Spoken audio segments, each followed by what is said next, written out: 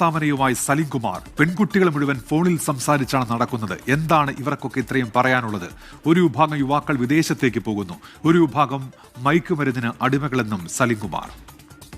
എന്റെ പൊന്നു മക്കളെ, ഇതാണ് മാധ്യമധർമ്മം. ഒരു കാര്യവുമില്ലാതെ ഒരു വൃത്തികെട്ട പരിപാടിയായിട്ട് ഇറങ്ങിയിരിക്കുക.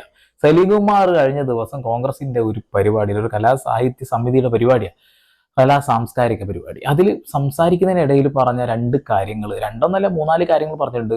ഒക്കെ വാസ്തവമായിട്ടുള്ള കാര്യമാണ്. പക്ഷെ വാസ്തവ വിരുദ്ധമാണ്, വിവാദമാണ് എന്നൊക്കെ പറഞ്ഞുകൊണ്ട് ഇവിടെയുള്ള മാധ്യമ ധർമ്മം മലോധരണേ എന്ന് പറഞ്ഞുകൊണ്ട് അനാവശ്യമായിട്ട് ഒരു പൊങ്കാല ഉണ്ടാക്കാൻ നോക്കിയതാണ്. പക്ഷെ പൊങ്കാല മൊത്തം മാധ്യമങ്ങൾക്ക് തന്നെ കിട്ടിയെന്നുള്ളതാണ്.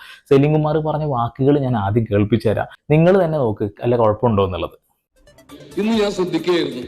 ഞാൻ പറവൂർന്ന് കോഴിക്കോട് വരെ എത്തുന്ന നേരം റോട്ടിലൂടെ പോകുന്ന പെൺപിള്ളേരെല്ലാം മൊബൈൽ ഫോൺ പിടിച്ചിട്ട് സംസാരിച്ചു.